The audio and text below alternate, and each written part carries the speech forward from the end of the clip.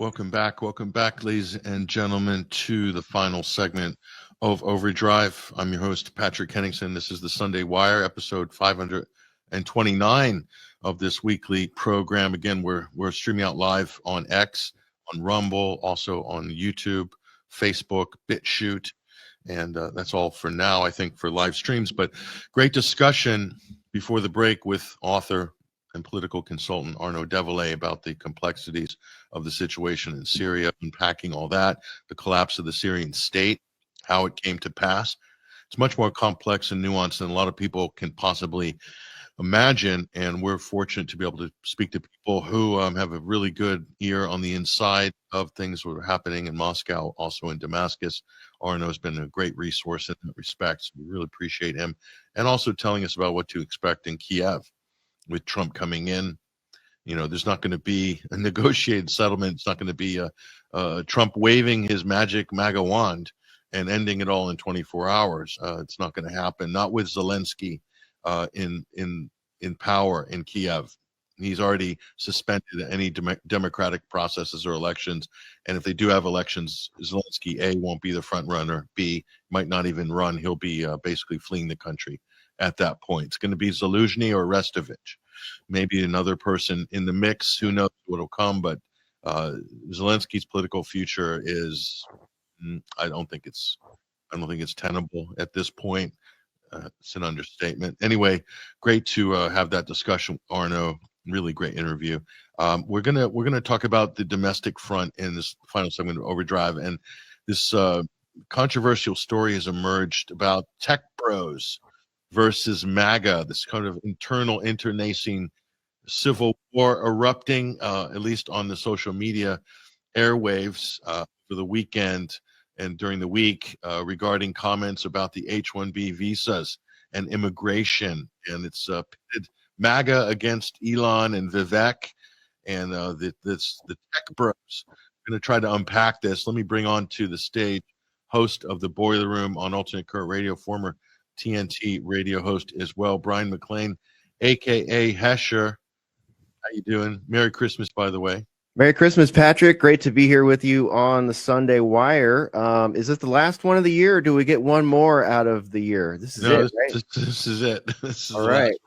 So it'll be New Year's in not too long, a day or two. So this is it for this edition. So but 2024 coming to a thundering close, and a lot of stuff we could talk about. The one big story, though, that looks like it's extremely interesting and raises a lot of, let's say, possibly uncomfortable realizations and truths is MAGA versus the tech bros. This civil war has fired up over the last couple of days here. This is the MAGA base, and apparently at odds with Elon Musk, Vivek Ramaswamy, Peter Thiel, J.D. Vance, what they call the tech bros. This is the tech billionaire class who have propped up and bolstered Trump during this election cycle, thrown their money, their support, their enthusiasm, everything possible to help get Donald back in the White House. They succeeded, but then something has happened here, Hesher.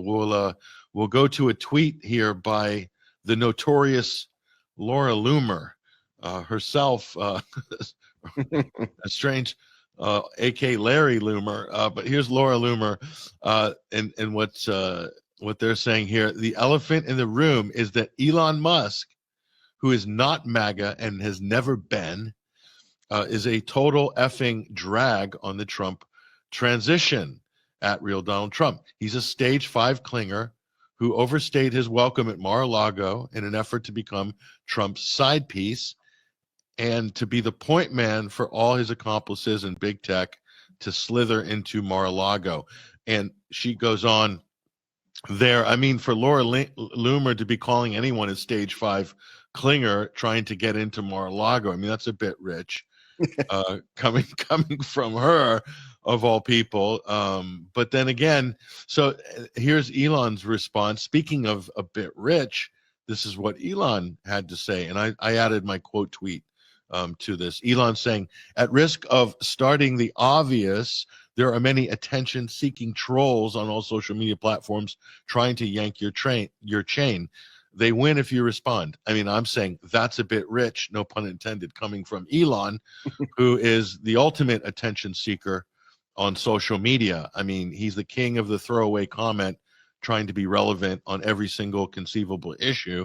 And because because Elon Hesher has the power to slip himself into your news feed. Like, I don't even know if I follow Elon, but I get all of his tweets at the top of my feed, whether I'm looking at him or not. And I think that's pretty much everybody. So that's like how he has unlimited amounts of millions and millions of followers and views, because he makes sure that everybody on the platform reads him.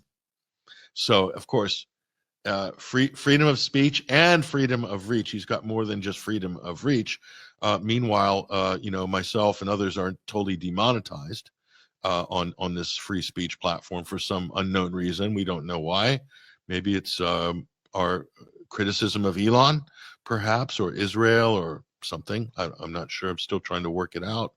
But what do you think about this? I mean, this is an interesting development. So it's over this high-skilled worker, I think H-1B visa immigration issue, Hesher. And so the MAGA base is anti-immigration, full stop, deport everybody, send them home. And the tech bros are saying, no, we need all those people from India to keep Silicon Valley viable, because without high-skilled Indian labor, Silicon Valley would just collapse, according to the tech bros. And so what are they saying here? That America doesn't have the skilled workforce required to fight their way into the next century and the tech revolution and the AI revolution? Have we not got the talent? Hesher, what do you make of this issue? I mean, maybe we don't. Maybe we don't have the talent at the same cost, right? The same price. Maybe that's what it is. Oh, so that's what it's about. Does it come down to money? Well, I mean, one of the things that Elon accomplished when purchasing Twitter and turning it into X, not only does it benefit all 38 of his businesses, or however many he's got, it makes him king of the algorithm kingdom, if you will, or king of the algorithm ghetto, as our common friend Hrvoje Moric would say. You know what I mean? Like, he's able to do that. Could you imagine being able to insert your commentary in everybody's Twitter feed, by default? It's, that's quite the win right there. And then, of course, there's the big data win, and the sort of corralling of the political right wing into a place that's, more interesting, more engaging. It's taken that whole thing that used to be encapsulated in these very small little enclaves, they used to call it. Remember when there used to be an alt-right? Well, the alt-right is no more. That was branding only for the early era of Trump, right? They made a mini snacky poos out of the alt-right, and then Elon came in. We had the Twitter files dump. Everything we had been saying and supposing for years about the way social media was working became fact. Everything that we had talked about, Hamilton 68, Vault 7, every single troll farm, the NAFO trolls, the Atlantic Council and their digital forensics lab, all that stuff, the DNC, the CIA, the FBI, the NSA, all these things that have been powering the algorithm and being the arbitrators of where the ban hammer comes down and where the depersoning hammer comes down, all that stuff, the debanking, everything we've talked about, all is like, yes, okay, it's actually true, and we're just going to continue forward now, and we're about free speech. Okay, we're about free speech, and then all of a sudden, we're about MAGA, we're about Trump. So you've got this group of, this tech bros group, essentially all people that used to be Democrats, all people that used to funnel millions of dollars into the Democratic Party, all of them. And they saw this huge opportunity, I imagine. Maybe there's more than just an opportunity here. There could be some plans afoot, but the giant rebranding of of populism, of MAGA, in Trump, 2.0. This is what we should have expected to see. I'm not surprised to see this whatsoever, because people like Elon and Vivek, they weren't saying these things before the election, but as soon as the election's over, their foot's in the door. They've got a room at Mar-a-Lago. They own Twitter, basically. Elon, their boy, Mr. Iron Man himself, he's in charge of the algorithm. And these are, I predict we're going to see a lot of little bifurcations like this. There's going to be a fracturing within the right, and the tech bro right is only the first crack.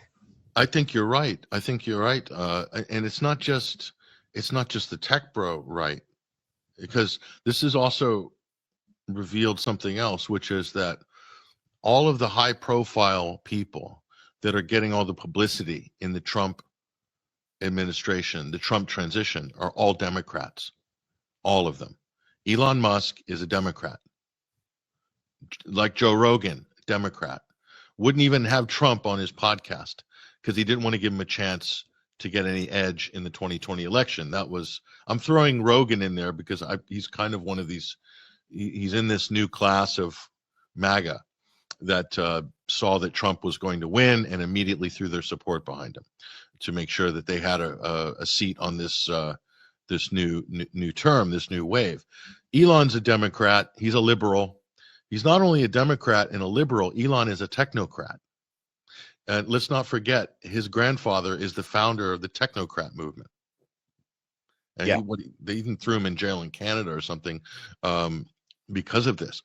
So he's a technocrat. The apple doesn't fall far from the tree. So Elon is all about technical solutions to human inconveniences. I mean, that's basically what he's about. He's about making money, and he's a great entrepreneur, no doubt about that. But is he the world's best expert on media, on free press, on all these things? Yes, he did expose the Twitter files, and we are eternally grateful for that. But he's basically saying, you are the media now. You are the media. And who's he boosting? What accounts on X is Elon retweeting? He is retweeting some of the worst fake news accounts, overblown, anonymous accounts, many of them, and saying that this is the new journalism, that have been caught posting fake news time and time again. Tara Bull, what's her political background or acumen? I'm not sure. Was he a gamer? I don't know. Gamergate. Mario Nafal is like basically the Daily Mail or the son of X, tabloids news when it comes to just pumping stuff out unsourced, no links ever, and usually is wrong on a lot of important stories, but getting the most amount of impressions. Ian Miles Chung, who is, a consummate digital, I don't know how to describe him, but he's all over the place. He's in Malaysia. He's politically active in America online. Elon boosts him. He has pushed some seriously egregious propaganda, and especially post October 7th, some of the stuff that he got caught doing was pretty bad. But these are a couple of examples and Tommy Robinson, that's who Elon is boosting. So you got to have questions about his politics, that he's kind of a weird kind of liberal, but still kind of extremely far right in his kind of racial views and things like that, with the white race and all this other stuff. I mean, a hugely complex character, not totally coherent. I don't think he's the best. I don't think he knows much about media, because what Elon did, and I want to get back to the subject, but he basically created an algorithm that promotes fake news on X, because he penalizes tweets that put an external link in. So all the people who have gamed the system, who I just said, and and that includes Jackson Hinkle and the Sprinter family, and all these other, they all put out JPEGs big headlines saying breaking news, some nondescript text, and it doesn't matter if it's true or not, unsourced. They put sourced Wall Street Journal or sourced J-Post or something like that. I mean, you can never compare the tweet with the source because they don't put the link in. So there's no way to check their work. They're saying, why don't you go look it up? So they want you to spend 30 minutes to validate one of their tweets. I mean, the system is a disaster. So as a result, Elon's pays them all out thousands of dollars a month in X monetization bonuses because of how many views they get for ad revenue.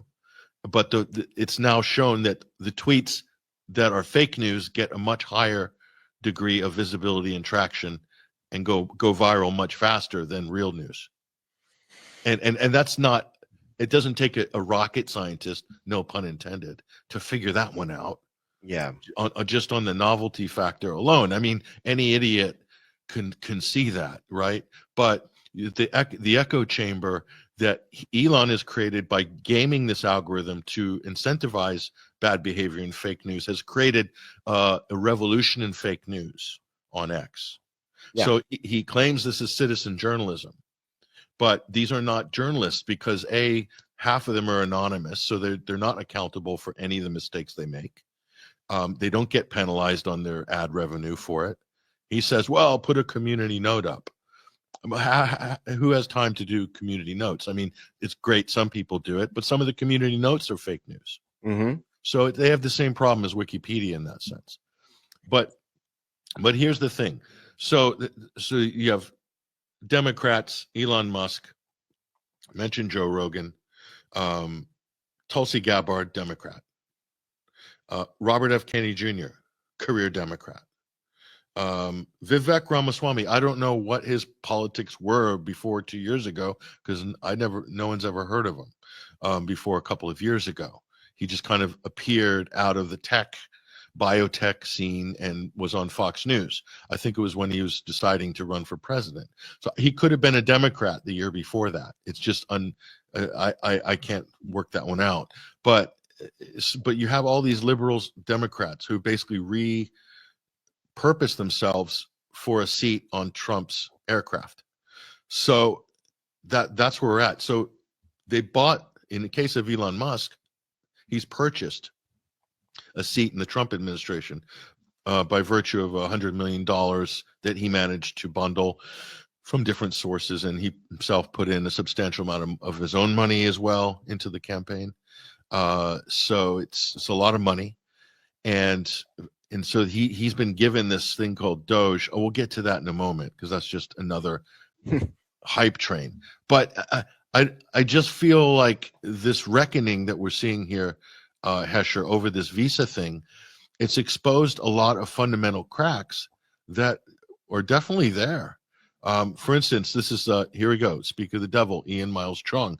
Trump gets it, Donald Trump. If you graduate from a U.S. college 2-year or 4-year or a doctoral, you should automatically get a green card to stay.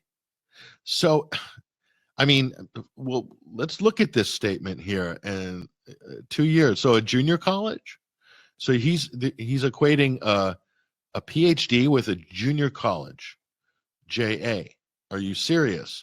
But so here's what Trump had to say on that. Let's play Trump's comment, and then then something else that'll just shock you. But here's what Trump says on this issue. It's so sad when we lose people from Harvard, MIT, from the greatest schools and lesser schools that are phenomenal schools also. And what I wanted to do, and I would have done this, but then we had to solve the COVID problem because that came in and, sort of dominated for a little while, as you perhaps know. But what I want to do and what I will do is you graduate from a college, I think you should get automatically as part of your diploma a green card to be able to stay in this country. And that includes junior colleges too. Anybody graduates from a college, you go in there for 2 years or 4 years. If you graduate or you get a doctorate degree from a college, you should be able to stay in this country. And you know more stories than I do, but I know of stories where people graduated from a top college or from a college and they desperately wanted to stay here. They had a plan for a company, a concept, and they can't. They go back to India, they go back to China, they do the same basic company in those places, and they become multi-billionaires employing thousands and thousands of people, and it could have been done here. And a bigger example. This is the problem I have with Trump. Does Trump really understand the issue? Because he's saying that it's the same like enrolling in De Anza College in Cupertino and like getting a 2-year degree there and then getting an automatic green card as getting a PhD from Harvard. I mean, does that take the incentive away maybe for pursuing a higher education degree? I mean, how easy would it be to game the system? That's the president of the United States saying that a JC, whatever that degree is called, which is perfectly legitimate as a stepping stone to getting a bachelor's. Great place to start. Yeah, fantastic. But how can you put it on the same level as a doctorate? No. From an Ivy League school or from Stanford or something? How easy would it be to game the system if you're from any country in the world just to come and just enroll in JC, don't even show up to class, ace the exams without studying, and then boom, you got a green card. Why would you even bother? So that doesn't make any sense. But here's what Tucker said about this just a couple years ago when he was on Fox. How are they going to square this one? The rideshare company Uber has fired more than 1,000 workers since July, mostly Americans. That's about 2% of its workforce. Meanwhile, during the same period, the federal government has approved hundreds of new H-1B visas for Uber. And that means they can replace those workers with foreign scabs who will work for less. It's like outsourcing, but even easier because Uber doesn't even have to build a new building. Now, there's nothing unusual about what Uber is doing. There's bipartisan consensus in Washington that we desperately need smart people from overseas to do the jobs that Americans are too badly educated to do. No reason to fix our schools or make sure higher education is serious and non-frivolous. We can just import people from countries that take education seriously. And that's what we do. That's why the U.S. government passes out foreign worker visas to allow corporations to replace people like you with people who live 6,000 miles away. Now, you probably haven't even heard of the F1 optional practical training program, but in just 4 years, from 2009 to 2013, that program replaced nearly 500,000 American jobs. The program allows foreign students who studied American universities to stay in the country after they graduate. In other words, we're just going to staple a green card to their diploma. You probably heard that phrase recently. And since employers who use F-1B visas are not required to pay payroll taxes, they get, in effect, a tax subsidy for hiring foreigners over U.S. citizens. How's that for America? Whoa, that's Tucker. So, like, Tucker's totally against Trump on this, unless Tucker's going to change his position because Trump's president. But I'm kind of like, I can see where Tucker's coming from here because he's saying it's about the money. He's saying it's about, and by the way, if you look at the stats on those jobs that are advertised to foreign workers and how they're advertised to American recruits, they're paying the foreign workers from India in Silicon Valley substantially less, like 20 or 30% less in terms of the annual salary in some cases.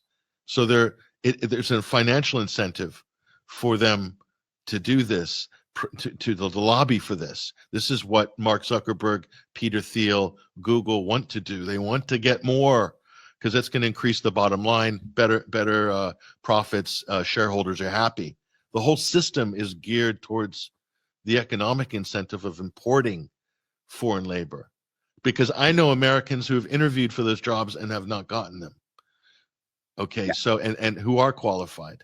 So it can't be because there's a shortage of skilled labor in America. I really don't believe that. No. So it benefits everyone except Americans because there's so much subsidy going into our university and our school systems as it is.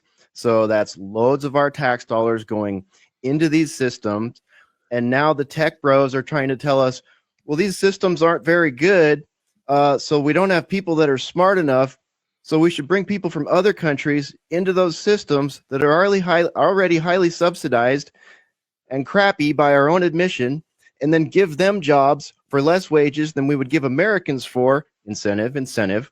And then we don't have to pay taxes on those profits or those employees. Incentive. So you see the entirety of the technocracy gaining from it. You see, as Tucker pointed out, that bipartisan push for this. the veil drops once again here. The emperor lifts his no clothing skirt up once again in the middle of the street. And it's like, yeah, America, you can go get effed, because not only is that going to happen, but then those people that were to get those degrees, they're going to send money home. They're going to have more people come over here. Some of that money is going to go to other countries where they can maybe get better educations, whatever. It perpetuates the cycle. So not only does it, as a policy, not make any sense, and on its face, be a big middle finger to all of America, people that paid to go to college, people that are paying to put their kids through college right now, people that have been told, learn to code, learn tech, learn web, learn AI, all this stuff, right?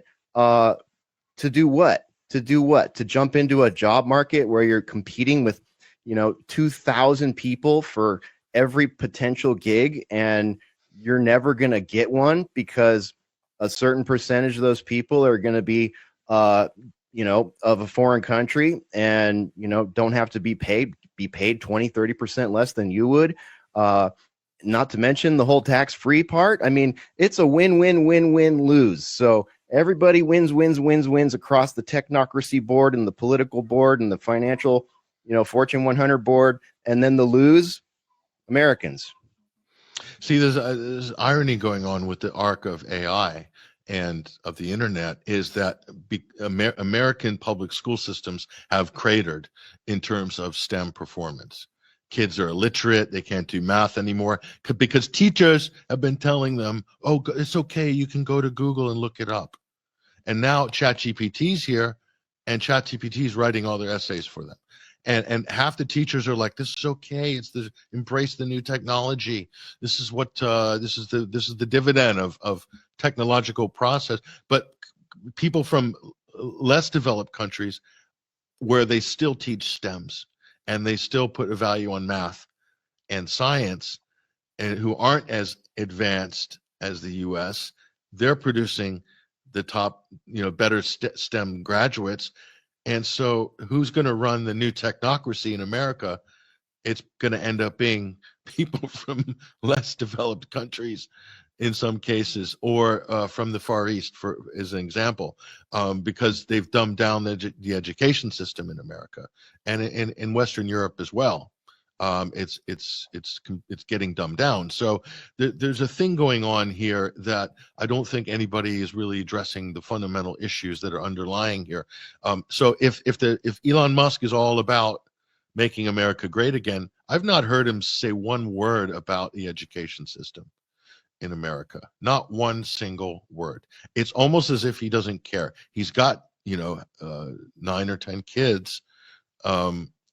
Reportedly, so these kids, unless they're not going to be going to any of these schools, probably not going to be going to public schools. His kids, I'm just waging a wild guess that his kids will not be attending any state schools in America. But so he's not. I mean, I look at images like this, Hesher, and you know what this smacks of to me is a corporate CEO trying to hype up a crowd during a product launch for a cyber truck or something like that. That's the vibe I get. It's just like, I need that photo op for the shareholders. We got to get the product sales up. He's selling something, Hesher, here. He's selling himself. And why? What is his interest? I know that he wants to be aligned with successful people like Donald Trump and a successful presidential campaign. He's helped to push him over the edge. That's politics. I get that. But is there more going on here, Hesher? Is it a case that Elon Musk is a beneficiary of federal contracts? Like his position, status, wealth, success is in a large part depends on his relationship with the U.S. federal government and also federal subsidies for things like Tesla, for instance, SpaceX, all these sort of ventures, the military-industrial complex. The tech bros want in on this AI revolution, this new consortium of companies they want to put together to basically run AI for the defense, for the Pentagon. I mean, these are the same guys. So Palantir, Peter Thiel, Elon Musk. I mean, it reminds me of the definition of Mussolini's definition of fascism, which is the merger of corporate and state interests. Corporativism, he called it. That's what this looks like. I've never seen it so blatantly promoted. This new sort of corporatized government. So he's talking about, oh, deregulation, this, deregulation, that. We've been talking about deregulation for years. But when you have people who actually are owning the corporations inside government, who purchased a seat in government, who are telling you this, that's different than Ron Paul telling you this. It's very, very different. Very different. And I have a real problem with this, and I think people got to wake up. It's almost like there's a cult, and someone needs to snap the finger, wake people up, because I think people have been lulled to sleep here, taken away on this hype. I mean, DOGE, Department of Government Accountability or Efficiency or whatever. I mean, that's just it's a meme for his crypto coin that he's been pumping, Dogecoin. Yeah. I mean, that's just off the top. But it's not a department. DOGE is a commission, if I'm not mistaken. It's a non-governmental commission, an advisory committee that they've made Musk and Vivek Ramaswamy supposedly in charge of. It doesn't have any powers at all. Right. But if you ask the average dope on X, who's a fan of this, Elon's going to fix this. Elon's going to fix that. That's all I see on every other tweet. Oh, wait till Elon and Vivek get a hold of this. They're going to sort that out. Trump himself has no power over funding. Zero. It's all Congress. Congress has the power of the purse. So you have the masses on Twitter who don't know anything about civics, who think that Elon, it's like QAnon. This is QAnon logic. Mm-hmm. It's just this QAnon. It's all gonna. Elon will take care of it. Trump, Elon, Vivek. They have these caricatures in their head. The DOGE, whatever the hell it's called, it's going to issue a report after 2 years of advice. Advice. That's it. It's really no different than the Heritage Foundation's Project 25, which got so much gas, and I've interviewed a whole bunch of people on State of the Nation from the Heritage Foundation. There's some great minds over there. There's some really cool people with good ideas. And, that's what they do over there. They're not always great. They're definitely lean into power politics and have financial associations at the higher levels that I have some questions about. And the military industrial complex, yes, they're big. Very, very pro a lot of that stuff. But when it came to things like, social programs and, the low-hanging fruit of cultural warfare that people are so interested in 12 years too late, like, bless them for getting interested at some point, because it's caused a lot of damage. But, overall, like the people on the left, like they used that as like, oh, this is what's going to happen. And everything they wrote is, it's an advisory board. That's all it is. I mean, they didn't even know if Trump was going to be elected again. They just prepared, for that whole 4-year stretch. Like, hey, if he comes back in, that's what they do. They're like a think tank, basically. Yeah. Yeah, and they function in a lot of different ways, and I don't see DOGE being any different than that. It's just, but Heritage is an institution that has funding. They have staff. Yeah. They've been going for like decades. So they're it's a real thing. DOGE is not a real thing. It's just a meme, vaporware. It's an idea, and Elon's saying the merch is going to be epic, and so we've got all the merch. We've got all these memes of dogs. And Shibu Inus or whatever they're called. It's the same dog as the NAFO troll army, but so that and it's like the Grace Commission during the Reagan administration, issue a report after 2 years on slimming down government, basically cutting regulations and spending in pork and excess and whatnot. But all that's going to be decided at a congressional level. So you're not dealing with a single person there. You're dealing with, hundreds and hundreds of congressional members who are Democrat and Republican. That's what you're dealing with. And that negotiating, it's like you can't, it's not like being a CEO of a company. And people have this idea that they've taken the most successful CEOs, supposedly are Musk and Ramaswamy, and have implanted them in the Trump administration, and they're going to bring the efficiency of the corporation into government. No, it's not going to happen. They're not in government. They stuck them on the outside, and I personally, Hesher, I think Musk and Ramaswamy are milking this as publicity, self-publicity opportunities for now. And this is my prediction. Bookmark it. In 12 months, okay, there's going to be a split between either Ramaswamy or Elon is not going to be, they're not going to want to be involved in DOGE, because once you get into government, then the criticism comes. Then people are going to be like, whoa, how much is this costing, this commission? Who's getting the money? What are they spending it on? And someone's going to feel like they're, public or the press are being ungrateful. And then there's going to be some controversy. And you can't have two heads of a committee. How many commissions do you know that have two people? It's always one. The Warren Commission, the Grace Commission, you name it. There's always one. Why did they stick two on there? Well, we know why Elon got the position or supposed status in this. But what about Ramaswamy? He wasn't given a cabinet position. He's not running 12 companies, I don't think. Not like this to the scale Musk is. It's almost like they just gave Ramaswamy this position to kind of keep him happy doing something. He didn't get a cabinet position. Why didn't he get a cabinet position? He's very popular. He ran a good presidential campaign, built up a grassroots base, and then ended up being loyal to Trump, loyal MAGA supporter, and he didn't get rewarded for it. That's interesting, isn't it, Hesher? I mean, a lot of people haven't picked up on that, but they've shoved Vivek onto this sideshow called DOGE that's not going to do anything of any substance other than make a lot of noise and create a lot of hype. And issue a report after 2 years of recommendations, non-binding. Tell me if I'm getting anything horribly wrong here. No, That's my understanding of it. I might be wrong, but that's looking into it, the technicals of it. That's my understanding of it.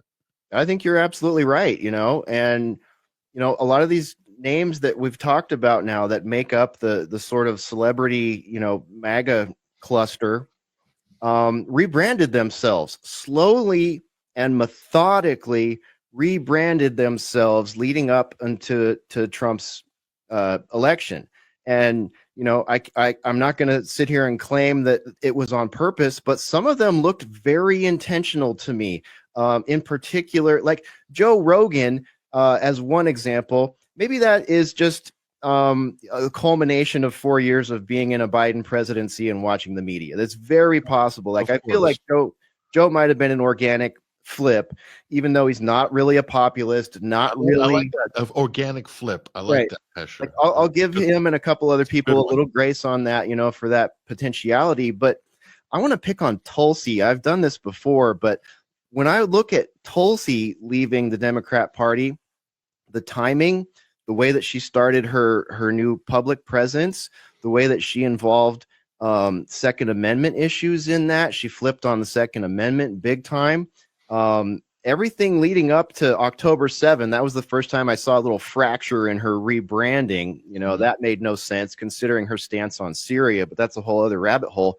But everything about that rebrand to me looked highly managed. It looked like there were PR people involved. It looked like there was a corporate employee that was helping rebrand her for exactly the position that she's in now. And there's, my conspiracy theory, my pattern theory after watching all this is that this was planned out. Who knows? Maybe by the Trump team, maybe by someone else. I don't know, but it's been a brilliant repackaging of everybody because now it's self-replicating. You know what I mean? It's like you've placed these people in a position of celebrity as, we transitioned out of the disastrous Biden administration back into a Trump administration. But what do all of them hold up? Trump himself included, is the technocrat factor. And we're approaching the end of the 20th century version of American power politics. This is the end of it. You know, Hillary didn't get to be president. Every president's public record is looking really bad and archaic now to young people. There are very few, like maybe Ronald Reagan as an exception amongst people on the right in some cases, but there are very few people that look up to any of our politicians over the last 100 years at this point, or at least the last 50 years or so, like at least from JFK to where we're at now. And as we go into the new era, which is AI, which is biotech, which is unmanned systems for warfare and public for all things, as we move into a reality that they showed us in like Minority Report, for example, there won't be these old style, even Donald Trump will be considered an old style president. They're going to have to be bringing people like Elon and like Peter Thiel and like Vivek into the power politics of the 21st century. And J.D. Vance, right? Who's 40 years old, is extremely young. If something happens to Trump and Vance becomes the youngest president by many, many years, way younger than JFK was. I mean, so there's the experience factor. He's very inexperienced, but he is the vice president, effectively. Very young. Like, so I take everything on board. You said, Hesher, it makes perfect sense. This is the new, they're trying to usher in a new crew to run the new modern technocracy. Is that what you're saying? Yes. And you mentioned fascism earlier. Like in the classic definition of fascism, you can't have a technocratic political class without it being fascistic. I'm sorry, it's just not going to fly. And the proof in that is everything that we've led up to now is they say, well, you can't criticize Elon or Zuck or any of these people because they're a private company. Right? They're a private company doing their own thing. Okay, well, you guys have been telling us that for a long time now, over a decade. That's been the argument. Well, they're a private company. They can shadow ban you if they want, or they can allow someone to dox you if they want. But no. As we move forward, we know how much government money goes into those things, and now we're seeing all the CEOs, all the tech bros being placed as hood ornaments on what might be the last of the old guard of American power politics. And why is that? It's not by mistake. And that's where all the rebranding comes into play. Rebrand all these people, make a terrible political situation where the only way out is a technocratic solution as everything turns technocratic. And all this stuff about jobs, maybe all this stuff about jobs is just a waste of air because there aren't going to be very many jobs once these people all like achieve their goals. Well, Elon Musk himself wants to replace as much of the workforce as possible with robots, and he's actively pursuing. He's leading in this. So, driverless cars, robots on the assembly line. I mean, what's not to like? I mean, if you're the quote American worker, what's the solution? It has to be UBI and CBDCs. I'm not hearing any of this conversation.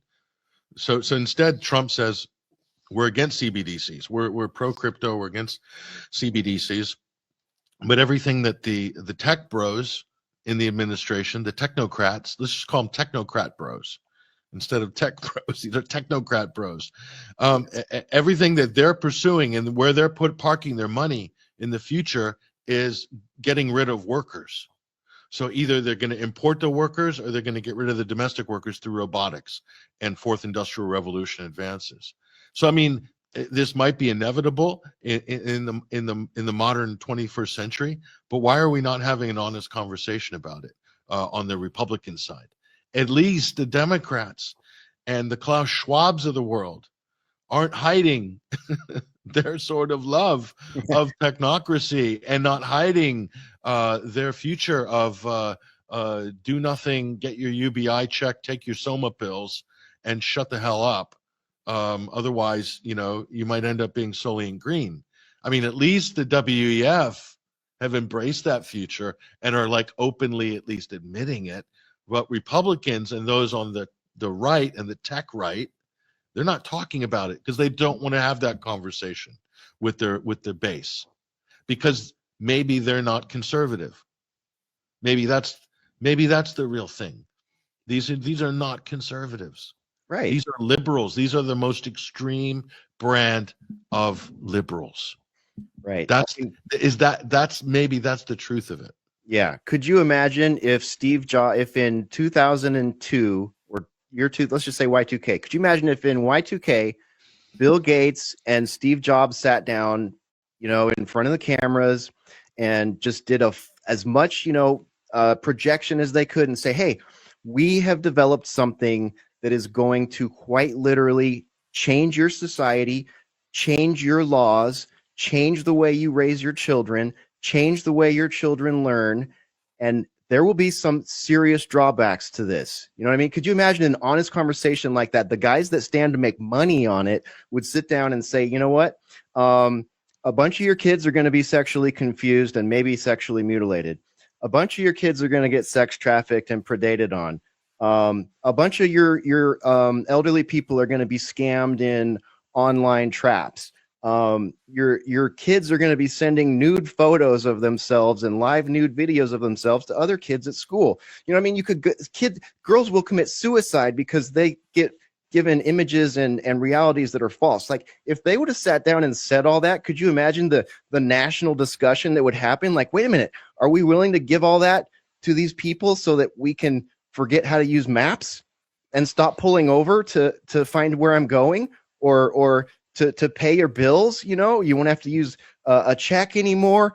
You won't have to receive as many phone calls. You know what I mean? It's like, put the pros and cons up for the people, let them discuss it. If you're going to impose, subjugate a population with a paradigm changing technology, a culture changing, halting and rebooting technology, we should all be able to talk about it. But we didn't, and now we live in that world where everything's digital. All those things I said and more horrible things happen, and a lot of good things happen too, just to be balanced. Yeah. But the same can be said of the AI, nanotech, biotech, cyborg, technocracy, dystopia, revolution, whatever you frame it as.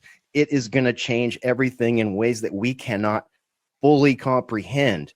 And is Elon and is MAGA going to sit here and tell us that? No, because MAGA's brainwashed to love Elon, and Elon knows he's going to make all the money.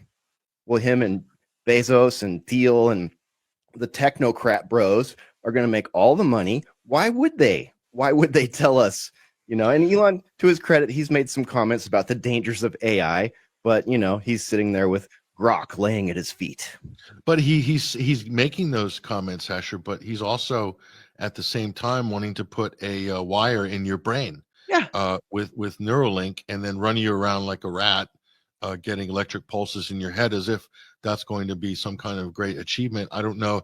They say, well, it'll help people with cerebral palsy, or they'll help, a certain amount of people with degenerative diseases or rare diseases and whatnot. It's the same argument. If it saves just one life, why shouldn't we just roll it out and do it? How many times has that kiss of death been given throughout history? But looking back at these guys, and then looking at this, these are supposedly the thought leaders. I mean, I wouldn't call Elon Musk a thought leader. I think he's on the spectrum, clearly.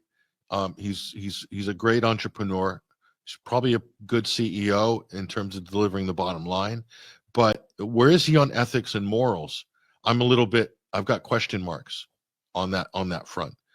Did anyone vote for Elon Musk to be in the White House, or running the White House, or running any significant policy division of the U.S. government? No one voted for Elon Musk. They voted for Donald Trump.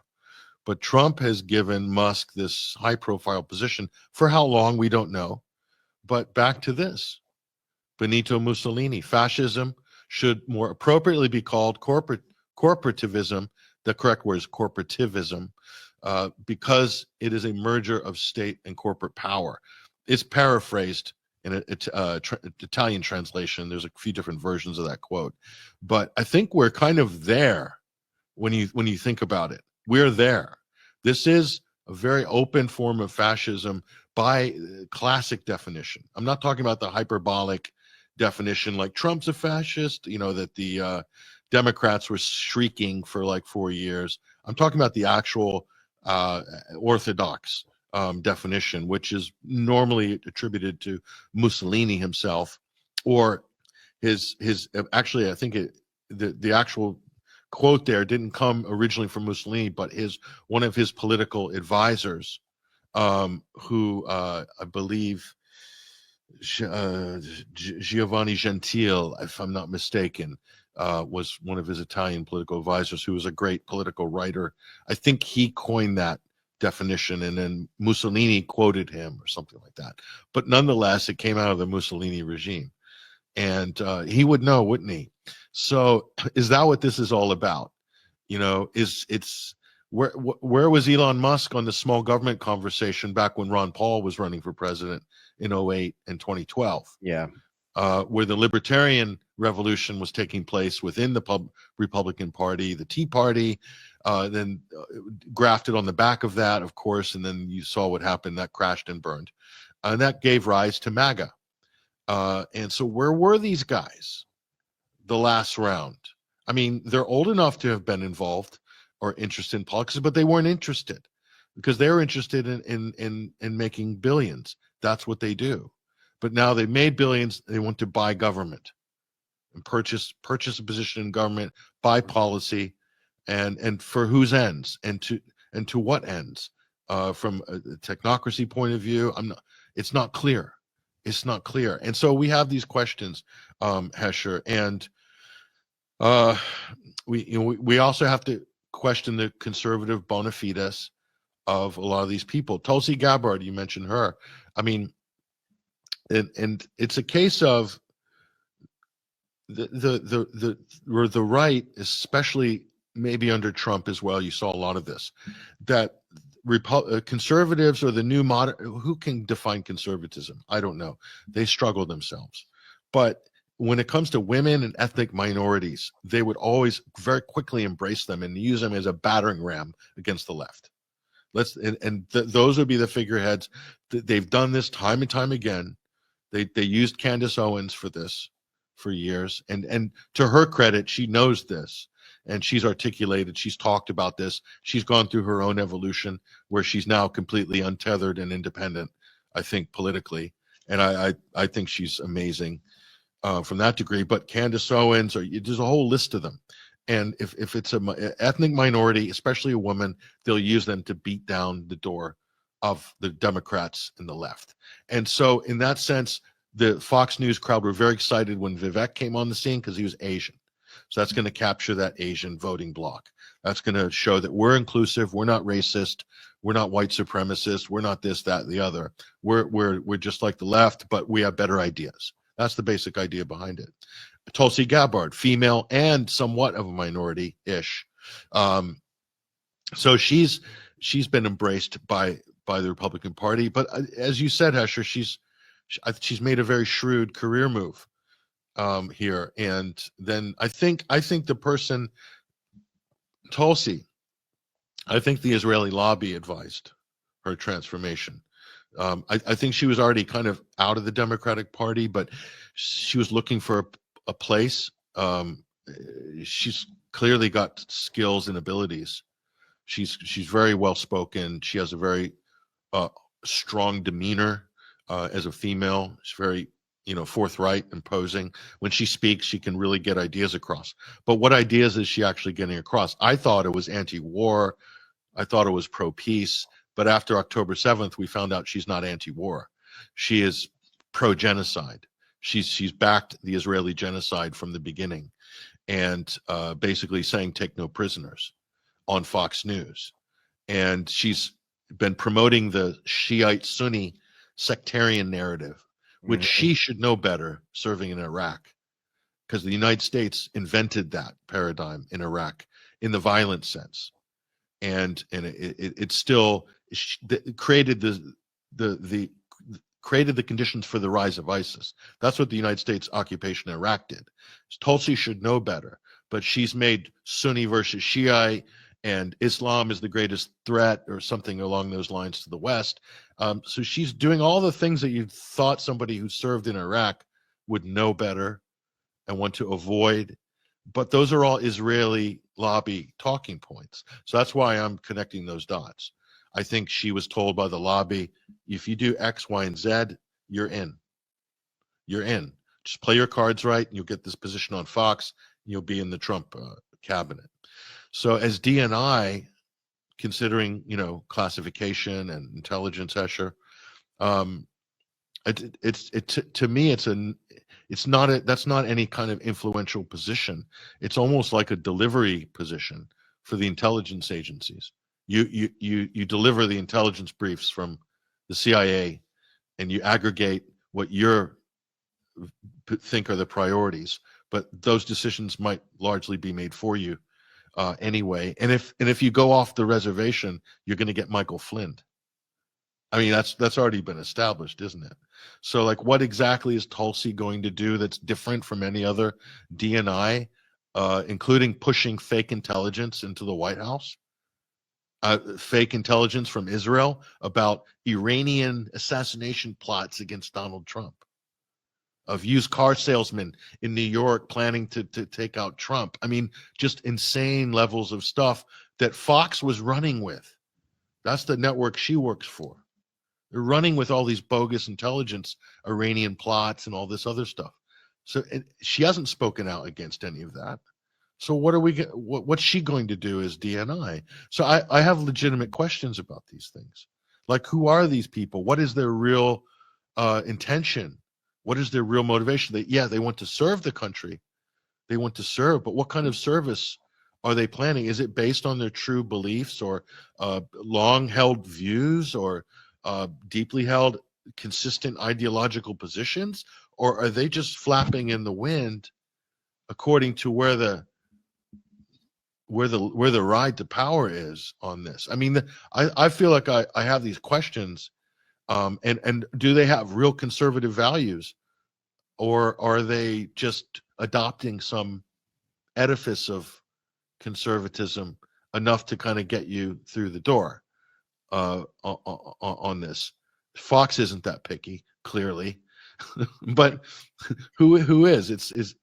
Who's kind of testing the bona fides of all these positions? I don't know, Hesher. People will say I'm really skeptical and I'm not giving MAGA a chance, or the new MAGA, but I have these questions, and I think they're well-founded.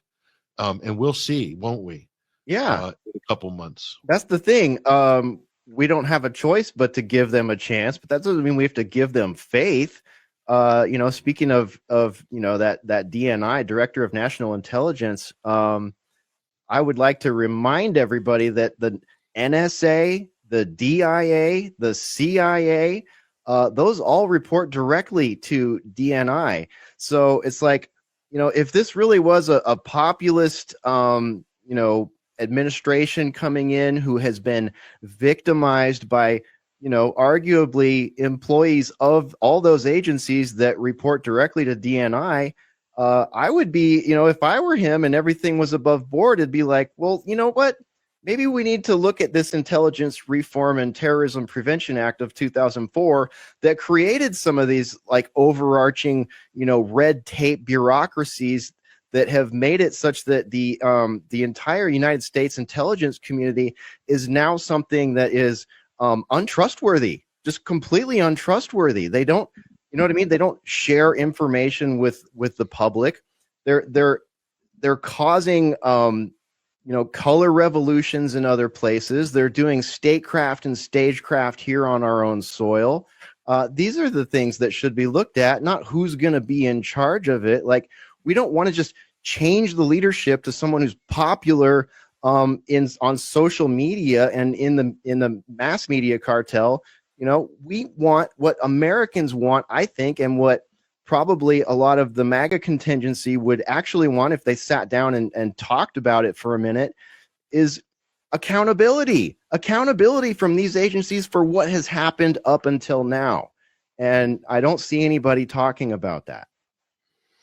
No, they're not only are they not talking about it, but it seems like a lot of the people are, actively avoiding addressing many of the basic issues that are coming into play here. And so, and I could go down the list as well. There's other people in the administration who neocons for starters, who I have like serious reservations and problems about. So I mean, it's without even getting into the war hawks, and it almost looks like Jared Kushner selected a large percentage of the cabinet based on their allegiance to Israel. I mean, again, did we vote for Jared? I didn't vote for him or Elon. I didn't know. I voted for Donald Trump, not the president-in-law, the husband of Ivanka. So it's like we know Ivanka has tremendous sway over what missiles get fired into. I mean, literally, that's what happened with Syria last time. She was crying over the images of the dead babies in Duma or something like that, or Khan Shahun, I can't remember, and she implored her dad to launch a salvo of I think it was Khan Shahun, of missiles into Syria at the time. We all found out later that was all a big ruse, like all these other WMD stories from Iraq through to Syria to the present, to the Skripal narrative, which is, I mean, if you watch that hearing, pretty breathtakingly bad in trying to retroactively prove the government's official conspiracy theory on that. But we didn't elect any of these people, but yet this is who is populating the new administration. Am I going to give Trump a chance? Absolutely. Absolutely. I'm hoping for the best. I'm hoping that a lot of these buffoons and clowns that have bought their way or have wiggled their way into the administration. There's no shortage of buffoons and clowns in Washington and Wall Street and Silicon Valley. There's no shortage. There's plenty of them. And they might be good at whatever their core competency is, but that is no guarantee that they're actually competent in anything else. And that's an important point. We'd like to get across a real basic fundamental point. We're not knocking anybody, but like if you're Elon Musk is not an expert in journalism and what makes for true journalism. He's not. And when I see things like this, Hesher, I just think it's a big Department of Government Efficiency. A, it's not a department, and B, it's a meme. It's like a joke. Did you vote for this? Like a cheap AI generated image about a non-existent department that's not a department. It's a meme. That's all it is. It's a meme. And he's doing this. It's almost like he is taking the piss out of the American people. It almost looks like he's having a joke at everybody else's expense. And of course, he can afford to do that because he's the richest man in the world. But at some point, it's like, are you taking yourself seriously? Are you taking the American people seriously? Is this all a big joke to you? Is it just all a cheap tweet, a throwaway comment here, a meme there, pumping up your, crypto coin, whatever that is? I mean, is anybody serious about this stuff? Because nobody's actually saying what it actually is. They're just running with this. And I see this stuff and I'm just like, what are you doing? You're not serious. It is a joke. Yeah. Or, or is it going to become serious after January 21st? Are you just having fun because you know that it's not going to be fun afterwards? Because listen, when the press start having at them over this, it's no longer fun.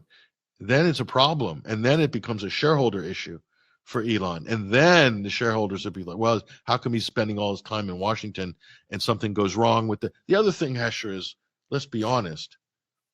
When a rocket goes up and it explodes, and when the company spends and the investors spend hundreds of billions and you launch a rocket and explodes in midair, you can turn around to the board and you can say, hey, we made a mistake. We've hired the new tech people. We're going to correct that. We're going to schedule a launch for September, and it's going to be successful, and we're going to nail it on those quarter earnings, and we're going to be back up again on the share price. And if you deliver on that, so in corporations, you can make mistakes. You can blow things up. You can make different iterations of a problem and a solution. Politics is not like that, Hesher. One rocket blows up. There's no coming back from it. You're finished. Not only are you finished, all of your associates are finished. Your business is finished. You're basically in the abyss. You don't get to do it again before the next shareholder meeting. It's like you make a mistake. So I think the kind of competency that's required in the corporate world, to buy in and get consensus in politics in public, when it comes to politics and elected representatives, it's a totally different process than in the corporate world. Just success in the corporate world is not necessarily transferable to the political world. It's not. Many have done it, tried it before, and many have failed. It is if you're a fascist. Then anything's transferable. Any level of success and failure doesn't matter because you got the power. And the people just have to sit there and take it and wait for whatever comes down the pipeline. But I think there is this kind of naivety that they're indulging in this before January 21st. But the political reality begins when you have to deliver. And then you have to manage expectations. And I think they're in danger here of, the irony of this is Elon and Vivek. One of the cardinal rules of business is always underpromise and overdeliver. That's most businesses, aside from the ones that have unlimited capital and they can do what they want. And they don't have to produce a product for 20 years, okay, or show a profit. But normal businesses never overpromise and underdeliver, always underpromise and overdeliver. Well, what I see with tech bros is, and what with Elon and Vivek, especially with this DOGE circus, is overpromising. And are they going to actually deliver? It doesn't look like they can, because the thing that they're supposedly running is not a department, it's a commission. So they're going to underdeliver. And what happens? That's the kiss of death in business. In politics, it is also the kiss of death, because you then have no credibility for your next venture.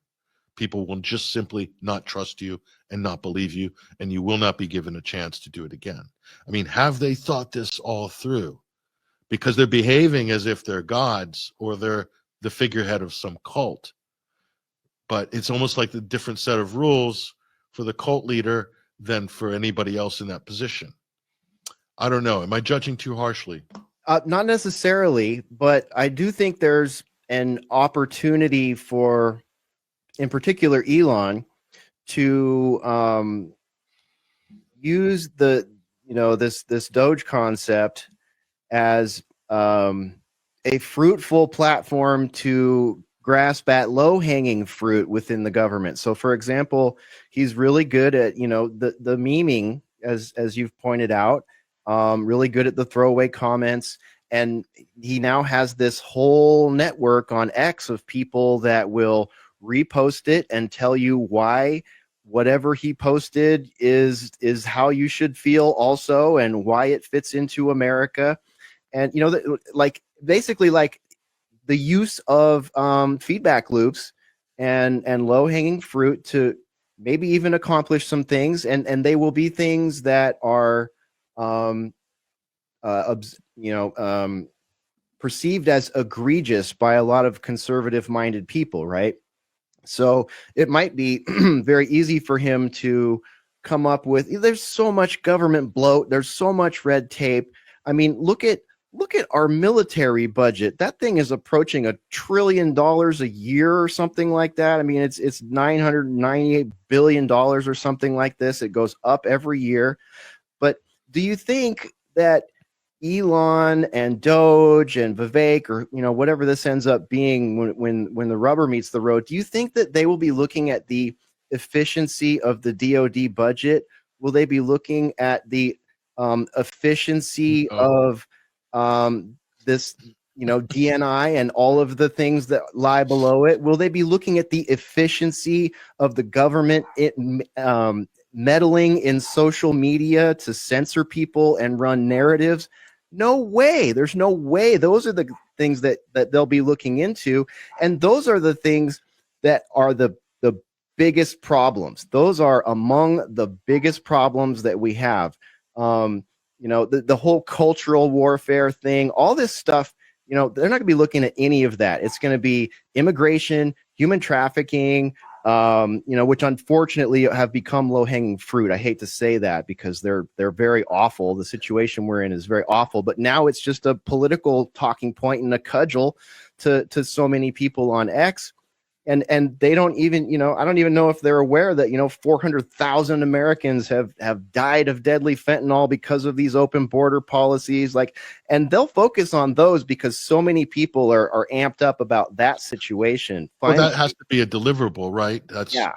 For Trump. I mean, it has to be deliverable. But you of all people, Hesher, know a lot about the defense procurement process and how much money gets spent and how and why it gets spent and things that get spent on which will never ever see the light of day. And so, I'm going to quote David Wu here, who I respect a great deal, pretty good economic commentator. He said Trump has promised to make permanent his 2017 tax cuts. They're set to expire at the end of 2025, and etc. And so he's talking about DOGE here. He's saying the problem here is that Trump has charged Musk and Ramaswamy with identifying $500 billion worth of annual spending cuts.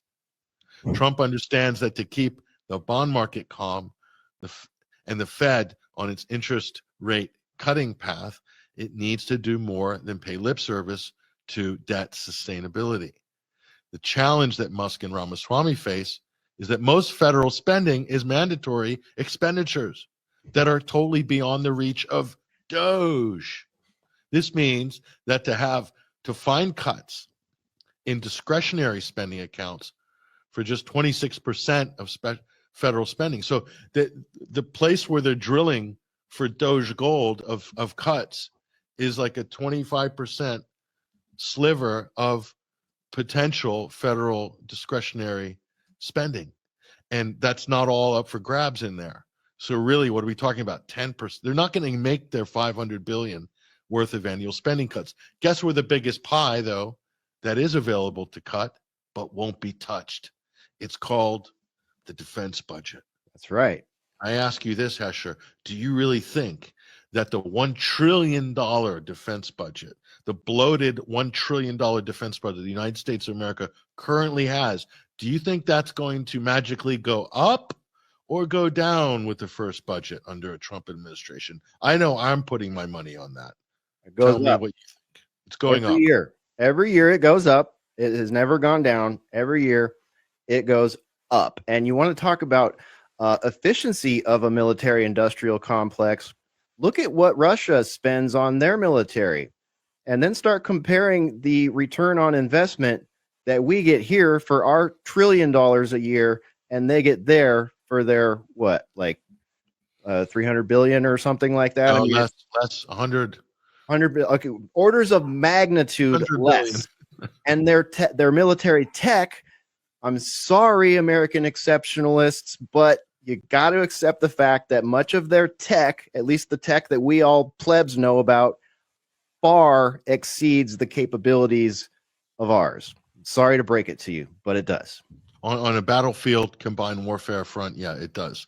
We have advances in other things, but just missile tech, that's kind of an important one. And they seem to be in the lead. Yeah, aviation tech too. I'm sorry, fighter jet pilots out there, you guys are badass, but I don't want to see you go up against the Sukhoi. I just don't. I don't want to see it. Yeah, and missile defense and air defense and S-500s and etc. and the list goes on. So there's going to be no cutting of the defense budget. So is DOGE? Is that going to make its No, it's not going to make its 500 billion in annual. It's not going to happen. Trump gave them an impossible task, and they're not going to do it. So what we are going to get is memes, sound bites. publicity stunts, quarterly shareholder stage theatrics.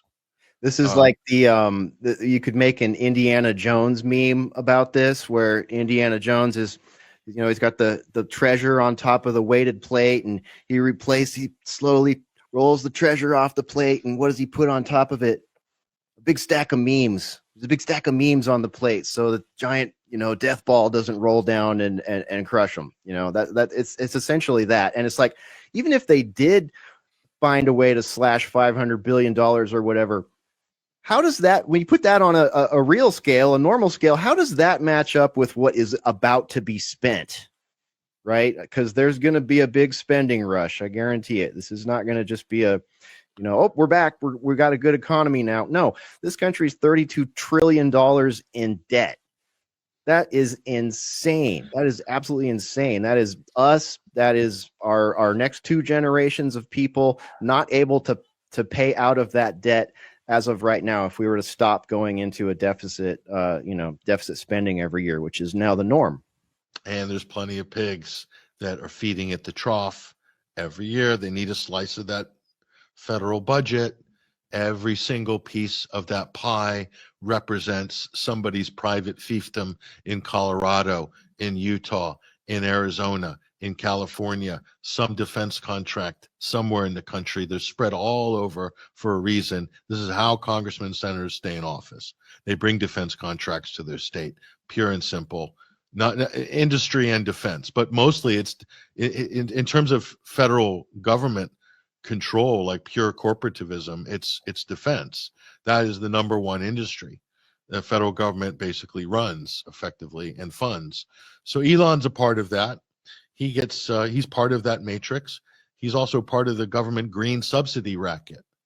I mean, electric cars, what's so green about them? Are they getting all their electricity from renewables, or are they getting it from the grid that's coal and fossil fuel powered? I think the latter, actually. So they're not green.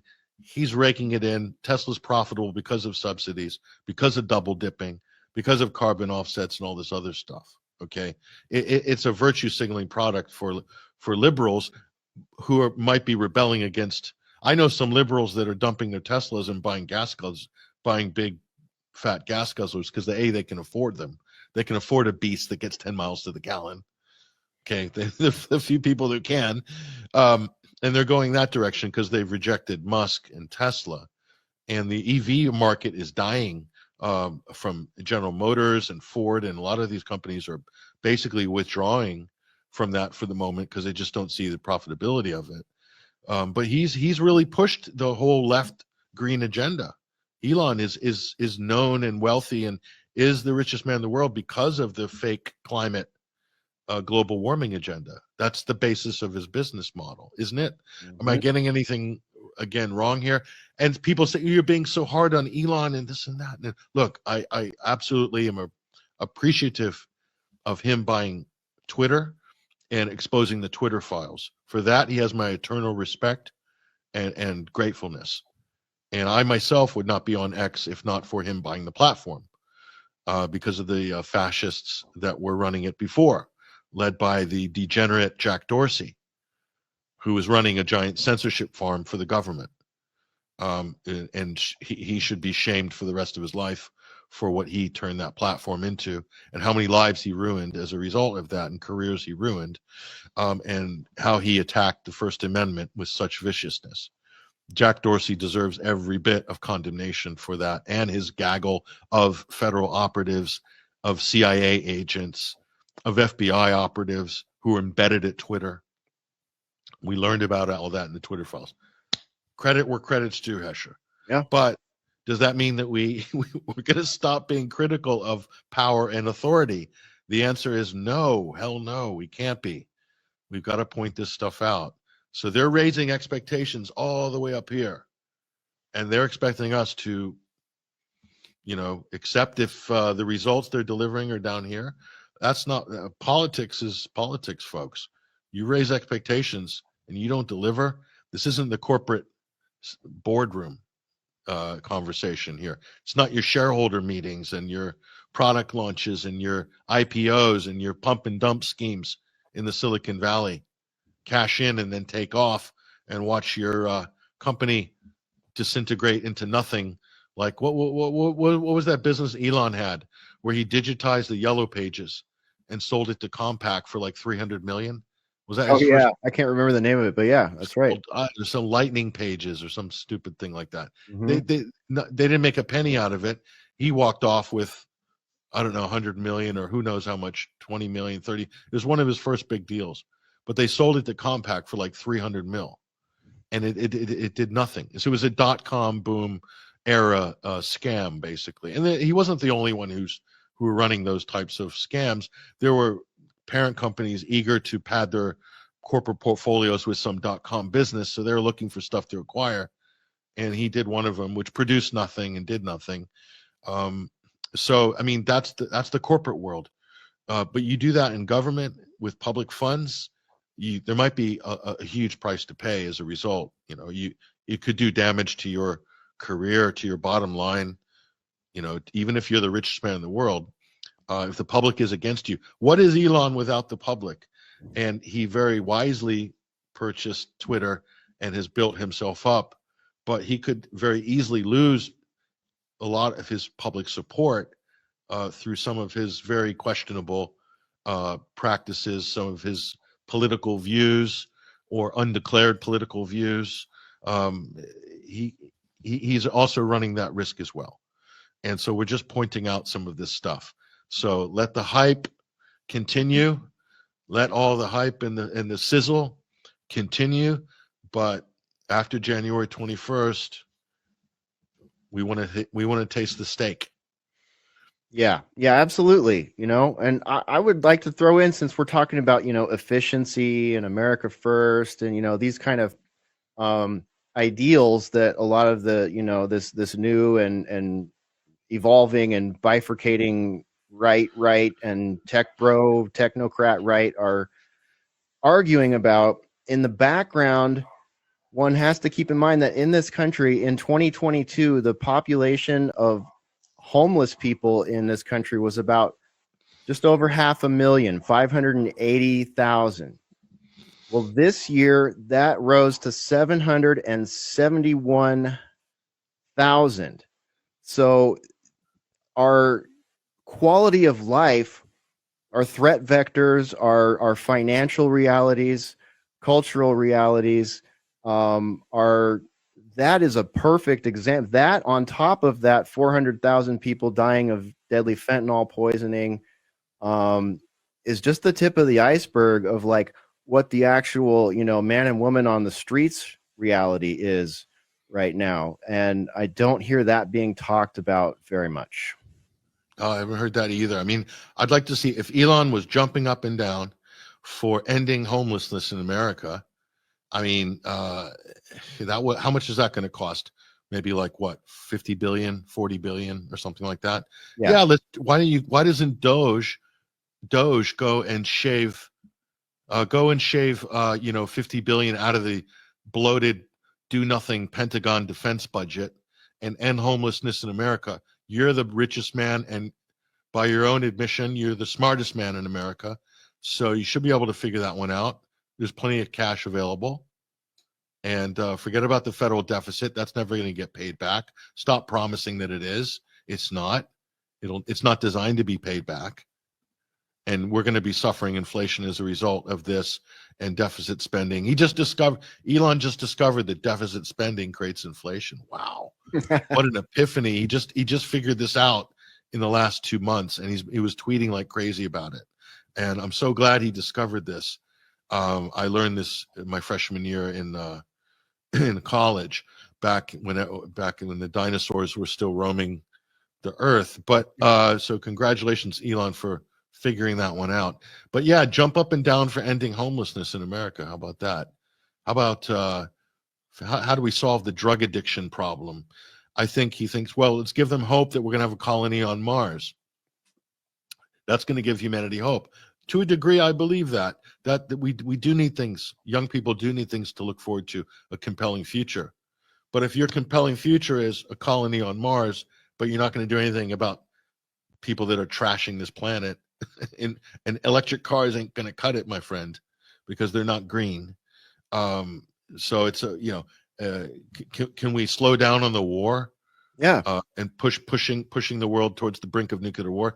Elon Musk also admitted he provides the backbone for the Ukrainian military, keeping the war going with Russia.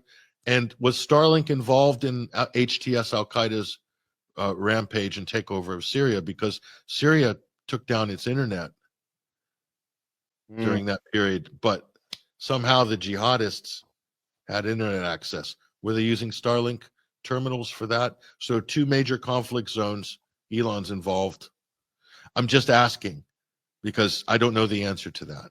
And I don't want to make any accusations, but he had publicly admitted he provides the backbone for Zelensky's disastrous war in Ukraine, the worst human disaster, the military boondoggle of all boondoggles, that Elon bragged that he provides the backbone to that losing effort that's liquidating an entire generation of Ukrainian men in a war that can't be won. And somehow that's something to brag about. So I question the Mars colony because if you put as much energy into building a possible civilization for a few select people on Mars, if you put a fraction of energy into ending war on this planet, I'd be jumping up and down with you, Elon, as well. I'd be doing that CEO product launch leap, up and down, up and down. I'd be with you, mate.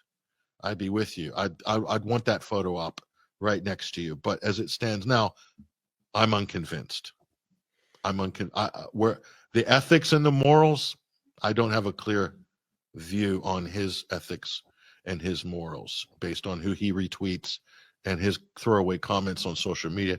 Being critical, yes, we're being critical. But how can we not? I mean, that hypothetical figure that you said could maybe end homelessness in this country, that's like 1/3 or less of the money that we have sent to Ukraine in cash, death machines, missiles, support, training, sending our special operation guys over there from multiple NATO countries. That's a small amount of number. Give a percentage on that to the $1 trillion DOD budget. What the Congress can approve $1 trillion for the military, but can't approve any sort of plan to affect homelessness or the fentanyl problem, the mass death problem related to fentanyl. No, none of that. Like that all is just stuck. It's all remains. It's all part of our society now, and there's no chance of it getting any better as far as I can tell. Prove me wrong, next administration, but I don't see the military budget going down. I see lots of money going into NGOs and state agencies that say they're striving to get rid of homelessness, but when I look at California or Dallas or Houston, I see those people and those NGOs making a lot of money, but I don't see the amount of homeless people going down, the amount of destitution and drug addiction going down.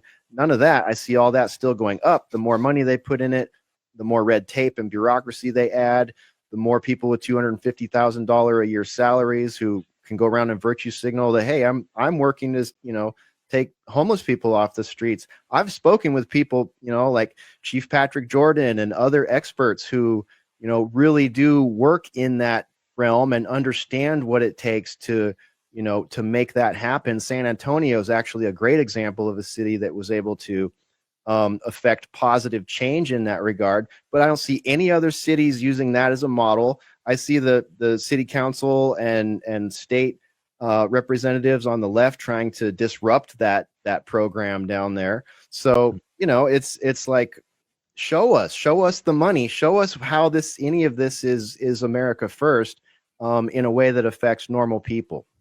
Rather a good point, Hesher. Rather than seeing him promise to fix these tech bros, whatever you want to call them, promising to fix the federal behemoth, the Leviathan that is the federal government. I'd rather see them. I'd rather see Vivek or Elon run for mayor of San Francisco and like sort that city out first. I like to see that. Or, maybe run for governor of California against Gavin Newsom. But would they be able to get elected as mayor of San Francisco? Maybe not. Maybe not governor of California, but they've got a seat in the White House, which is easier than winning an election in San Francisco or a California governorship. So, I mean, that's another conversation. Of course, we can have that. You left out on the funding trail. We spent billions of dollars putting Al Qaeda into power in Syria over the last 15 years. And this guy, Al Jalani, and then Israel has received, in terms of U.S. military support plus funding, in excess, the price tag for the last 14 months, Hesher, for Israel is in excess of $150 billion just in the last year. So that's more than all of Ukraine if you count U.S. assistance and U.S. armaments, which we've given them for free, basically, above and beyond their normal aid. The final bill for the last year and a half will cap 150 billion for Israel. So that's plus Ukraine. So that now we're into 300 billion odd or something along these sort of sums there. And that's not even counting the overrun costs on the U.S. Pentagon side. Right. They're still cutting checks too. They're going to cut checks until January 6th. So it's just going to continue. It's just going to continue. No, so we can do all these things like end homelessness, but you have some of these conservatives saying, "Oh, that's a Democrat talking point, ending homeless." You guys, Elon could end homelessness with his own personal money in America. Think about that for a moment. Elon and Bill Gates, they could end homelessness. They could provide clean water to everyone on the entire planet, probably. I mean, there are so many personal fortunes. Yes, like real philanthropic, global change, sort of the original global village idea of philanthropy and a 21st century that is devoid of war and hatred and racism and corporate greed and all of that, and full of freedom and liberty for everyone. No one, one's gonna. That's how you know these philanthropists aren't philanthropists at all. What is Bill Gates doing? He's gonna have to go to court in Finland, I think now, or one of those Nordic countries for the results of some of his products. It's because they can't do an IPO off of clean water for people in the third world. You can't spin that into an IPO, so there's no money to be made. Just like metabolic therapy. As opposed to chemotherapy, there's no money to be made in metabolic therapy. Right. It's just diet based. So there's no money to be made there. So yeah, Vivek, Elon, these guys. Anyway, we're just raising these questions. We're being extremely critical because it's New Year coming. We're going to go in. There's been a lot of hype, a lot of things promised. Hesher and I are just here to ask hopefully some useful questions to make people think a little bit more. Maybe interrogate their political leaders and their celebrity politicians a bit harder because they need it. I think that we have an opportunity with Trump that he potentially, as a populist, can be responsive to the base. So if the base is asking the right questions and putting the right ideas and pressuring the executive with the right ideas, then there's a chance that those ideas could become reality with a responsive populist president. Unless the populist becomes an establishment figurehead. And that would be, of course, tragic, but it wouldn't be the first time in history that's happened. It's always a danger. It's always a risk. We're here to keep the pressure on, keep the conversation flowing, keep the ideas going as well. Hesher, give us a shout out about your program. I mean, you doing anything for special for New Year's Eve? Oh yeah. Quick comment on what you just said. I think one thing that we should keep an eye on after Inauguration Day, keep in mind how accessible RFK Jr., Vivek, Trump himself, all these people that we're talking about that are now in the MAGA celebrity cadre, they're all out there doing podcasts. Quiet. They're all out there doing podcasts and spaces and taking open questions, and we found this to be a breath of fresh air. Will they be doing that as they move into 2025? Will they continue to do that? Will they continue to show up for open discussion, long form discussions like that, where they can be asked hard questions? Because we're already thinking in that direction. We're coming up with these hard questions. We see the split happening. So if those people all go quiet in that regard, don't think it's because they're just too busy to have those conversations and show up for the public. Because talking to you guys that I'm speaking about, that was one of the things that got you to where you're at, was being available for those conversations, taking hard questions. So if they go, back in ostrich mode after inauguration, that is going to be a red flag that I'm going to be watching for early on in the year. So Q1, that's going to be one of my first political red flags, short of any, black swan events or further escalations, which we're also watching for as well. Well, the other thing is if they're not, are they going to be doing those podcast opportunities, or are they going to be restricting to doing mainstream interviews? Right. With Fox or CNN or, the papers of record. Right. Is that where the media opportunities shift to? Because sometimes that does happen when you get into political power. So that's a legit question we're asking there. I see you found a stray. Yes. Your trusted assistant. I had to put it in air jail or else it would start making sound. Yeah, that looks like that's a nice. That's not your normal Doge, is it? No. This is a new edition. No, this is the metalhead version. They call it a chug, just like a guitar would do. Yeah, very nice, very attractive addition to the team there. Yes, new security guard in training. Rambo's got this one in training, so she's learning how to use her voice, her claws, and her paws. But yes, we do have a new boiler room. Should be up on the website by the time you get done with this program, if not sooner. And that will be our final boiler room for the year, short of any December surprises. We may or may not do something on New Year's Eve, but there's definitely going to be one more boiler room coming out this year at least, and it should be on the website by right now if all has gone well. And join us for more boiler room. We always do boiler room, usually Thursday nights here at alternatecurrentradio.com. That's where you go to get the archives and any shows you may have missed. You can show your support there. You can buy merch there. Episodes of Sunday Wire there, of course. And looking forward to 2025, Patrick. It's going to be quite an interesting year, I'm sure. This has been quite an interesting year. I don't even know how I would sum it up. We did, what was it? I think we did 52 boiler rooms this year. So pretty much kept to our weekly schedule. Glad we didn't have to go to a daily format like we did in 2020. And Sunday Wire's been amazing. Congratulations on your 529 episodes, and looking forward to the next 529. Yep, thank you, and a big thanks to you and Ruckus and the team for filling in for me when I was unable to do the show, to keep the show going, as they say, and much appreciated. I will never forget that. And, show must go on. It was our pleasure, and we're just so happy to have you back. Yeah, the show must go on indeed. And so we're here to make that happen, ladies and gentlemen, and we can't do that without your support. We've been running the ticker on the bottom there throughout the first segment there. This is our winter fundraising drive at 21st Century Wire. This is the time of year when we try to raise the funds for the next 12 months. We need your support more than ever. So if you like what we do and you want to see us do more of it, and we have been producing some amazing independent reporting and journalism, which we pinned on our site, and more to come. Got some feature articles, some exclusives coming in the next week or so. Working on some big stories. I think the biggest stories that we've ever done are coming this year.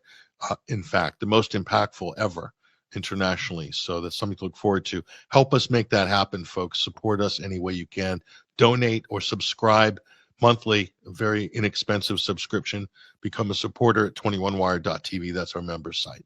So we need your help to make that happen, folks. So I hope you can do that. Hesher, it's been great talking with you. This is we've run over massively on this program, but I think this is good on the live stream. Our followers on X especially will appreciate this. Yeah, So, yeah, absolutely. Big shout out to everybody that watches the show. Longtime viewers, longtime listeners, I should say, new viewers. It's great to have you with us. 21stCenturyWire.com and AlternateCurrentRadio.com.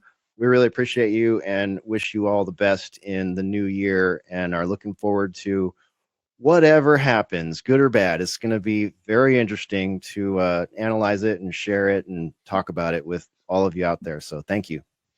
Happy New Year, Hesher, and to Spore and the whole team at the Boiler Room and ACR, and also everybody in ACR's Discord chat rooms, the Ruckus crew as well. Everybody, Happy New Year to everybody. It's been a great 2024. You've done amazing work and more work to come in 2025. There he goes, ladies and gentlemen. That is Bryan McClain, aka Hesher. Follow him on Twitter, X, at Hesher Media.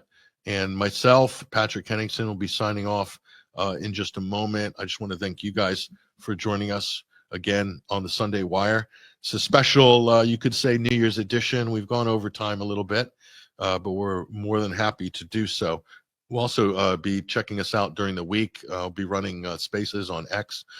So check out my Twitter feed at 21Wire, and you'll see the live spaces I'll be running with some of my esteemed panelists. We had a brilliant space on Friday with some great speakers unpacking the situation in Syria and Ukraine, doing that for a couple of hours with a really good, very good crowd, a few hundred people on X. So you can join that for free. I'm doing that at least once a week, Friday, Saturday, sometimes Sunday, sometimes with Benjamin Rubenstein as well as my co-host. So yeah, we're going to be doing that regularly, maybe more than once during the week. And yeah, I'll be appearing on some other media outlets in the new year. You'll see me there too. We'll be doing some reporting for some new outlets in 2025 as well, just to expand our reach a little bit. So anyway, thank you guys again for joining us for this very special edition, New Year's edition of the Sunday Wire. I'm your host, Patrick Henningsen. That's all we got time for. Thanks for 2024. And by the way, check out our website, Conspiracies of 2024. It's on our website right now, or just about to be published on New Year's Eve. And then on the 1st, our predictions for 2025. So those are 2 annual articles we do. They're monsters, they're beasts. So check us out, and we'll be publishing those. Those will be up on our site New Year's Eve and New Year's Day. So check us out there. That's something people look forward to each year. But that's all for us this week. I'm Patrick Henningsen, your host, signing out. Take care. All the best.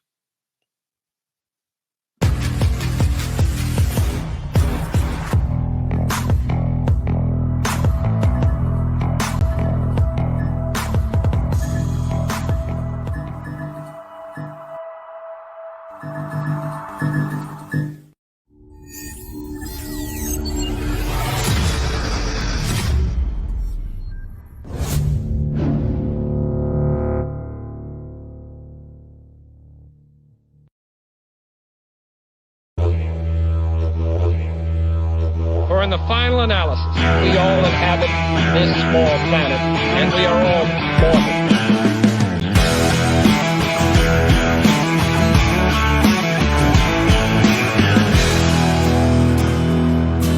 Lately I've been watching the world gone mad, brothers and sisters full to take a stand,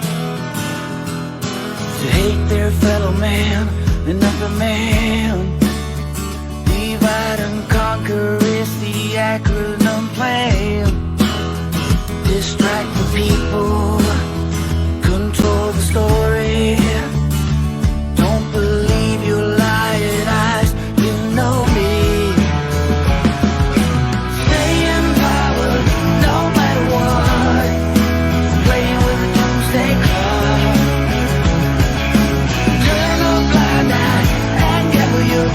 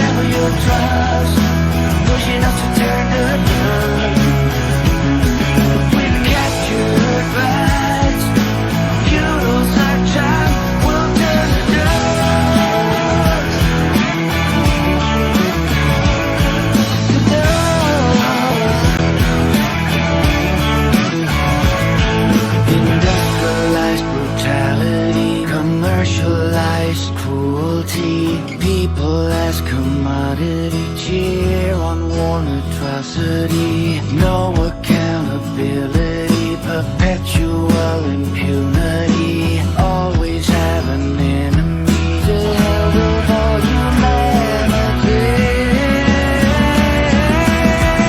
In power, no matter what, playing with the doomsday clock. Turn a blind eye and gamble your trust. Teaching us to turn to love. Stay in power, cash in the stars. Playing with the doomsday clock. Turn a blind eye and join the cause. Pushing us to turn to love. An empire of lies. Destiny rhymes will turn to dust.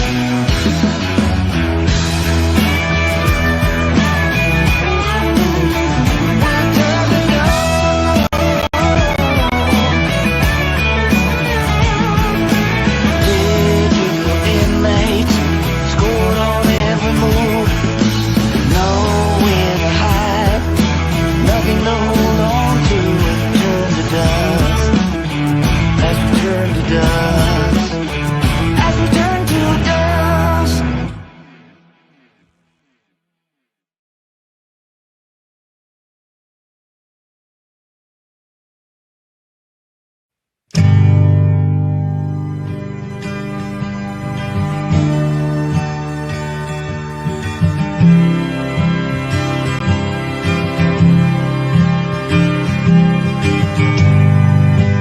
Genocide is never justified. There ain't no reason. 'Cause human beings are more than just a kind, defined by race or religion. 'Cause we all have souls and a mission here on earth. Only God knows why. You can't decide their death, 'cause you weren't here for their birth or their first laugh or cry. Don't let the children die. Don't let the children die. Sisters and brothers, we know it's wrong when we see their fathers cry with their mothers. Genocide is never justified. There ain't no reason. 'Cause human beings are more than just a kind, defined by race or religion. 'Cause we all have souls and a mission here on earth. Only God knows why. You can't decide their death, 'cause you weren't here for their birth or their first laugh or cry. Don't let the children die. Don't let the children die. Sisters and brothers,